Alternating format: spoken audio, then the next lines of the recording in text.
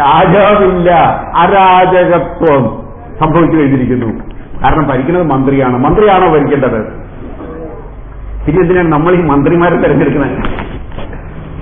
നമ്മൾക്കൊരു രാജാവ് വേണ്ടേ? ഒരു രാജാവ്, ആ രാജാവ് തലസ്ഥാനത്തില്ല. തലസ്ഥാനത്ത് കൊണ്ടുപോയി ഇരുത്തുമ്പോൾ ആ കസേരയിൽ കയറി രാജാവ് ഇരുന്നാൽ മന്ത്രി മര്യാദക്ക് ഭരിക്കും. അപ്പോഴേ മന്ത്രി വേണ്ട രീതിയിൽ നിയന്ത്രിച്ച് നമ്മളെ കൊണ്ടുപോകും. അത് അറിയുമ്പോൾ ആണ് നമ്മൾ നമ്മളെപ്പറ്റി അറിയുക. അപ്പോഴേ നമ്മൾ നമ്മളെപ്പറ്റി അറിയുക. സാമൂഹ്യ മാറ്റം സാധ്യമാകണമെന്നുണ്ടെങ്കിൽ ഓരോരുത്തരും, ആണും പെണ്ണും, അവരവരാരാണെന്നും എവിടെ ഇരിക്കുന്നു എന്നും അവരവർക്ക് ബോധ്യപ്പെടുമ്പോൾ മാത്രം. ഇതിനൊരൊറ്റ വഴിയേ ഉള്ളൂ. നിലവിലുള്ള ആത്മീയത പറ്റില്ല. അമ്പലത്തിൽ പോയി, പള്ളിയിൽ പോയി മുട്ടികുത്തിയതുകൊണ്ടോ, അമ്പലത്തിൽ പോയി ഉരുളുനേരത്ത് നടത്തിയത് കൊണ്ടോ, പോയി വെറുതെ കുത്തിയിരുന്നത് കൊണ്ടോ ഇത് സാധ്യമല്ല. മണ്ണിലിറങ്ങിക്കൊള്ളൂ. മണ്ണിലിറങ്ങിയാൽ ഇത് സാധ്യമാണ്. കാരണം എനിക്കത് ബോധ്യം വന്നത് ഈയിടെ കാനഡയിൽ നിന്ന് ഒരു ഭാര്യ ഭർത്താവ് കൂടി എന്റെ വീട്ടിൽ വന്നിരുന്നു. കാനഡയിൽ നിന്ന്. അതിൽ ഭാര്യ ജൈവ കൃഷിക്കാരെയാണ്. ഒരു 15-20 വർഷമായിട്ട് ജൈവ കൃഷി സജീവമായിട്ട് ചെയ്യുന്ന ആളാണ്. അവസാനം ഇവരെല്ലാം കണ്ട് മനസ്സിലാക്കി പ്രകാശിന്റെ വീട്ടിൽ കൊണ്ടുപോയി കൃഷിയിടം കാണിച്ചു. അവരന്തം വിട്ടുപോയി. പ്രകാശിന്റെ പടവലങ്ങൾ കണ്ടിട്ട് അവരന്തം വിട്ട് ഇങ്ങനെ നിന്ന് അത് കഴിഞ്ഞ് തിരിച്ചു വീട്ടിൽ വന്നു കഴിഞ്ഞിട്ട് ഇവര് ഡിസ്കഷനിൽ വന്നു കഴിഞ്ഞപ്പോ ആ ഭർത്താവ് പറയാണ്, സാർ ഇവര് മാത്രമേ ഉള്ളൂ, ഭാര്യ മാത്രമേ ഉള്ളൂ ജൈവ കൃഷി ചെയ്യുന്നത്. ഞാൻ ജൈവ കൃഷി ഒന്നും ചെയ്യുന്ന ആളല്ല. ഞാൻ വേറൊരു കാര്യത്തിന് വേണ്ടിയിട്ട് അന്വേഷിക്കുന്ന ആളാണ്. ആരാണെന്ന് ചോദിച്ചു. എന്താണ് അന്വേഷിക്കണേ? ഞാൻ ഹിമാലയം മുഴുവൻ കയറി ഇറങ്ങി സകലതും അന്വേഷിച്ചുകൊണ്ടിരിക്കുകയാണ്. ദേവാലയങ്ങൾ, ക്ഷേത്രങ്ങൾ, ലോകം മുഴുവനുമുള്ള സകല കേന്ദ്രങ്ങളും കയറി ഇറങ്ങിയാണ് ഈ വന്നിരിക്കുന്നത്. എനിക്കൊരൊറ്റ കാര്യം അറിഞ്ഞാൽ മതി, ആത്മീയത കൃഷിയിലൂടെ സാധ്യമാണോ? ജൈവ കൃഷിയിലൂടെ സാധ്യമാണോ? സാധ്യമാണ് എക്സ്പ്ലെയിൻ ചെയ്ത് കൊടുത്തു. എക്സ്പ്ലെയിൻ ചെയ്തു. അവർക്കത് മനസ്സിലായി. അവർ ബന്ധപ്പെടും നമ്മളുമായിട്ട്. നിരന്തരം ഇനി ബന്ധപ്പെട്ടുകൊണ്ടേയിരിക്കും. വേറെ ഒരു കാര്യം കൂടി അറിഞ്ഞിരിക്കുക. ഇന്ത്യയിലെ ഒറീസയിൽ നിന്നും നബാർഡിന്റെ ചീഫ് കൺസൾട്ടന്റ് ഒരിക്കൽ വീട്ടിൽ വന്നിരുന്നു. 2 വർഷം മുമ്പാണ്. 2 വർഷം മുമ്പ് വീട്ടിൽ വന്നിരുന്നു. നമ്മളുടെ ജൈവ കൃഷിയെപ്പറ്റി മൊത്തം മനസ്സിലാക്കിയിട്ട് അദ്ദേഹം ചോദിച്ചത്, ജൈവ കൃഷിയിലൂടെ ഈ ഭൂമിയിലുള്ള സകല മനുഷ്യരെയും നീക്കി പോറ്റാൻ പറ്റുമെന്ന് നിങ്ങൾ വിചാരിക്കുന്നുണ്ടോ? ഞാൻ പറഞ്ഞു, അതിലൂടെ സാധ്യമാവും. അതിന്റെ വഴിയാണ് ഞങ്ങൾ പഠിച്ച് മനസ്സിലാക്കിയിരിക്കുന്നത്. അത് നമ്മൾ പിന്നീട് പഠിക്കും എന്തുകൊണ്ടാണെന്ന്. സാധ്യമാണ്. അദ്ദേഹം പറഞ്ഞു എല്ലാ കാര്യങ്ങളും, നമ്മളുടെ സമീപനങ്ങളും രീതികളും സകലതും മനസ്സിലാക്കി. അവസാനം അദ്ദേഹം പോയിട്ട് 2 വർഷം, ഒരു 1.5 മാസം മുമ്പ് വീണ്ടും എന്നെ വിളിച്ചു. അത് ഞാൻ ഇന്ത്യ മുഴുവൻ ട്രാവൽ ചെയ്തു. ഇന്ത്യയിലുള്ള സകല കൃഷിക്കാരെ, ഒട്ടുമിക്ക നല്ല കൃഷിക്കാരെ, ജൈവ കൃഷിക്കാരെ ഇന്റർവ്യൂ ചെയ്തു. ഞാൻ ഗവൺമെന്റിന് റിപ്പോർട്ട് സമർപ്പിക്കാൻ പോവുകയാണ്. എല്ലാം റെഡിയായിട്ടുണ്ട്. അത് സാറിലേക്ക് ഒന്ന് വിളിച്ച് പറഞ്ഞതിന് ശേഷം കൊടുക്കാമെന്ന് വിചാരിക്കുകയാണ്. കൊടുക്കാൻ തയ്യാറായി കഴിഞ്ഞു. റിപ്പോർട്ടെല്ലാം കംപ്ലീറ്റ് തയ്യാറായി കഴിഞ്ഞു. അപ്പൊ ഞാൻ അങ്ങോട്ട് ചോദിച്ചു, എങ്ങനെയുണ്ട് ഇന്ത്യയിലെ മൊത്തത്തിലുള്ള ജൈവ കൃഷി? എങ്ങനെ തോന്നുന്നു? കേരളത്തിലെ ജൈവ കൃഷിയെപ്പറ്റി എങ്ങനെ തോന്നുന്നു? അദ്ദേഹം പറഞ്ഞത് വണ്ടർഫുള്ളാണ്.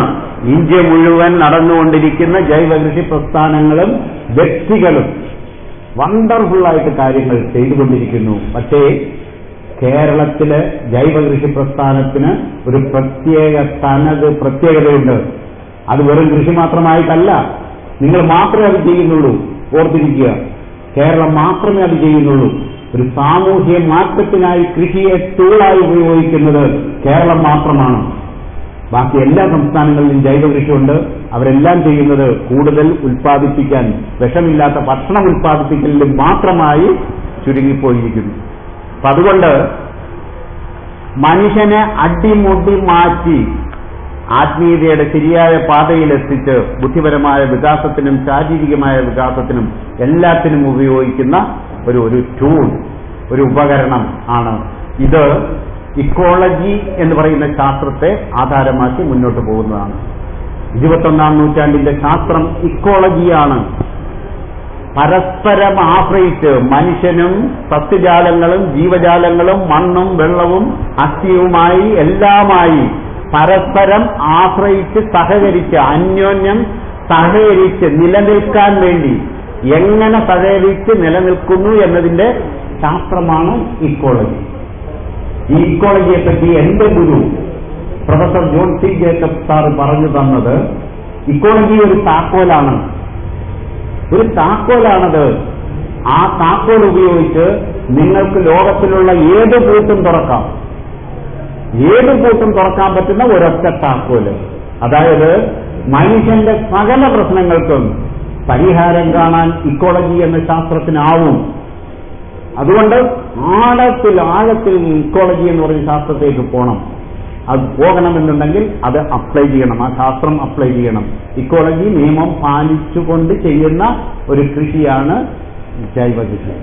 അതുകൊണ്ട് കൃഷി എന്ന് പറഞ്ഞാൽ മനുഷ്യന്റെ നിലവിലുണ്ടായിട്ടുള്ള സകല പ്രശ്നങ്ങൾക്കും പരിഹാരം ഇതിലൂടെ കാണാൻ പറ്റുന്ന ഒരു പാത, ഒരു ട്രാക്ക് തുറന്നു തരലാണ്.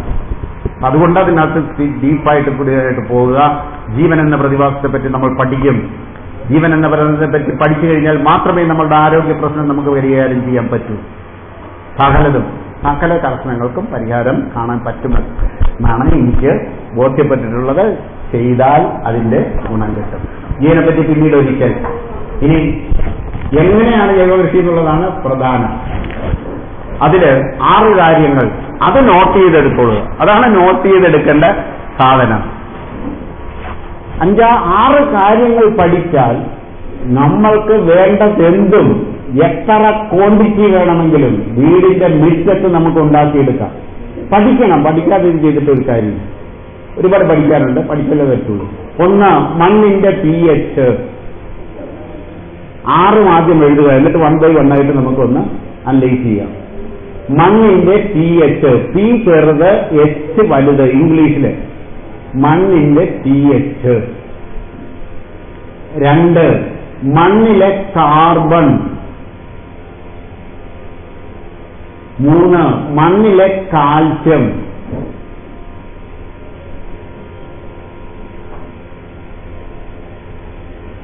4, മണ്ണിലെ യൂറിയ. മണ്ണിലെ യൂറിയ ഉണ്ട്. മറ്റത് മണ്ണിലെ പ്രോട്ടീൻ, മണ്ണിലെ ഫാറ്റ്. ചെടിക്ക് വേണ്ടുന്ന യൂറിയ, ചെടിക്ക് വേണ്ടുന്ന ഫാറ്റ്, ചെടിക്ക് വേണ്ടുന്ന പ്രോട്ടീൻ. pH, മണ്ണിലെ കാർബൺ, മണ്ണിലെ കാൽസ്യം. ഈ 6 ഘടകങ്ങളെ മാനേജ് ചെയ്താൽ മാത്രം മതി. നമ്മൾ ലക്ഷ്യമിടുന്നത് ഭക്ഷണം വിളയുന്ന ഒരു കാടാണ്. താനിൽ നിന്ന് അവിടുന്ന് ഭക്ഷണം ഉണ്ടാകണം. ഒഴുകി വന്നം ഒരു കാട്ടിൽ നിന്നും നിലക്കാതെ ഒഴുകി വരുന്ന ഒരു നീർച്ചാല് പോലെ, ഒരു നീരുറവ പോലെ നമ്മുടെ ചുറ്റുപാടുകളിൽ നിന്നും ഭക്ഷണം ഒഴുകി വന്നുകൊണ്ടിരിക്കണം. നമ്മളുടെ ഇടപെടൽ വളരെ വളരെ വളരെ കുറച്ചുകൊണ്ട് ഒഴുകി വരണം. അത്തരത്തിൽ എത്തിക്കാൻ വേണ്ടിയിട്ടുള്ള ഒരു പദ്ധതി. മണ്ണിന്റെ pH എന്താണെന്ന് അറിയാമോ? കുറച്ചു പേർക്കൊക്കെ അറിയാം. pH എന്ന് പറഞ്ഞാൽ ഒരുപാട് സാങ്കേതികത ഒന്നുമില്ലെന്ന് വളരെ വളരെ നിസ്സാരമായിട്ട് കുറച്ച് കാര്യങ്ങൾ പറയാം. മണ്ണിന്റെ ആസിഡ് ആൽക്കലൈൻ റേഷ്യോ അളക്കുന്ന ഒരു അളവ് പോലാണ് pH. ഇത്രയും പഠിച്ചാൽ മതി. മണ്ണിന്റെ ആസിഡ് ആൽക്കലൈൻ റേഷ്യോ അളക്കുന്ന ഒരു അളവുകോൽ ആണ് pH. ഇത് അളക്കുന്നത് 0 മുതൽ 14 വരെയാണ്.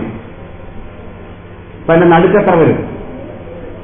7. 7 ന്യൂട്രൽ. 7 0 മുതൽ 14 വരെ ഒരു സ്കെയിലാണത്. 12 ഇഞ്ചിൽ നമ്മൾ അളക്കുന്ന ഒരു സ്കെയില് പോലെ തന്നെ ഇത് അളക്കുന്ന ഒരു അളവുകോലാണ് 0 മുതൽ 14. അതിന്റെ നടുക്ക് 7. 7 താഴോട്ട് പോയാൽ 6 ആയാൽ 5 ആയാൽ 4 ആയാൽ അസിഡിറ്റി കൂടി വരും. 7 താഴോട്ട് പോയാൽ അസിഡിറ്റി കൂടി വരും. 7 മേലോട്ട് പോയാൽ ആൽക്കലൈൻ ക്ഷാരാംശം കൂടി വരും. പിടികിട്ടിയത് വളരെ ഇമ്പോർട്ടന്റ് ആയിട്ടുള്ളൊരു സാധനമാണ്. ആദ്യം ജൈവകൃഷിയിലേക്ക് വരുമ്പോൾ ചെയ്യേണ്ടത് ആദ്യമായി മണ്ണിന്റെ pH കറക്റ്റ് ചെയ്യുക എന്നുള്ളതാണ്. അല്ലാതെ കൃഷി ആരംഭിക്കരുത്, ജൈവ കൃഷി ആരംഭിക്കരുത്. മണ്ണിന്റെ pH കറക്റ്റ് ചെയ്യണം. കാരണം പ്രത്യേകിച്ച് കേരളത്തിന്റെ മണ്ണ് 95% അസിഡിക്കാണ്.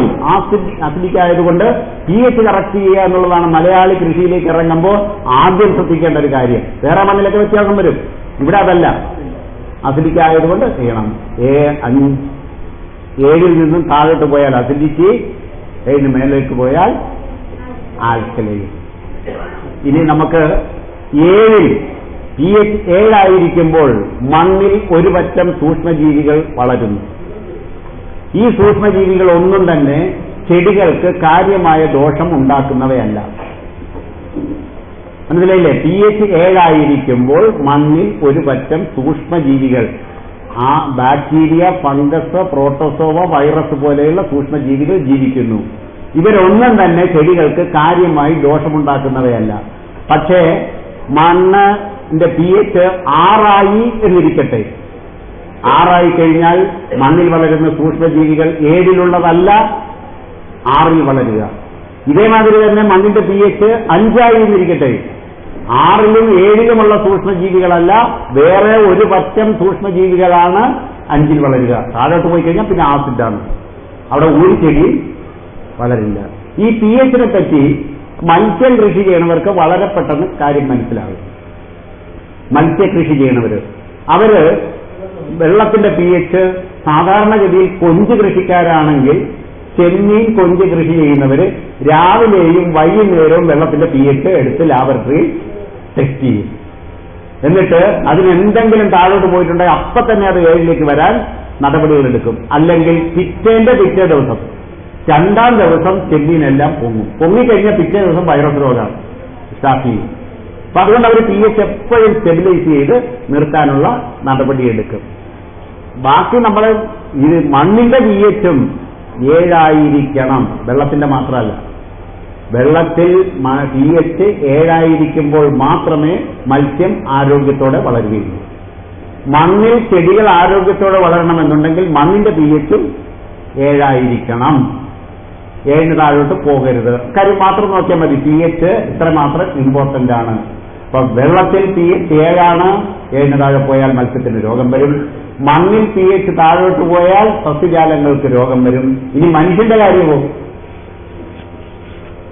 മനുഷ്യന്റെ രക്തത്തിന്റെ pH 7 താഴെ പോയി കഴിഞ്ഞാൽ ഏത് നിമിഷവും കുഴഞ്ഞു വീണ് മരിക്കാം. കുഴഞ്ഞു വീണ് മരിക്കൽ എന്നത് പേപ്പറിൽ കാണുന്നുണ്ടോ ഇല്ലയോ? നിരന്തരം കണ്ടുകൊണ്ടിരിക്കുന്നു, കൂടിക്കൊണ്ടിരിക്കുകയാണ് കുഴഞ്ഞു വീണും മരിക്കൽ. ഇതിന്റെ കാരണം, പ്രധാനമായും കാരണം pH, രക്തത്തിന്റെ pH 7 താഴെ പോയതുകൊണ്ടാണ്. ഏത് നിമിഷവും ഓക്സിജൻ സപ്ലൈ കട്ട് ഓഫ് ആയി പോവുകയും മരിക്കുകയും ചെയ്യും. ഒറ്റ കാര്യം ചെയ്യാനായാൽ രക്തത്തിന്റെ pH 7.35 7.45 എക്സാക്റ്റാക്കി നമുക്ക് നിലനിർത്താൻ കഴിഞ്ഞാൽ ഒരുമാതിരിപ്പെട്ട ഒരു രോഗം നമുക്ക് വരില്ല. രക്തത്തിന്റെ pH കറക്റ്റ് ചെയ്താൽ മതി. നേരത്തെ നമ്മൾ മണ്ണിലെ കാര്യം പറഞ്ഞു. 7 ആയിരിക്കുമ്പോൾ ചെടികൾക്ക് ദോഷകരമായ സൂക്ഷ്മജീവിയിലാവില്ല.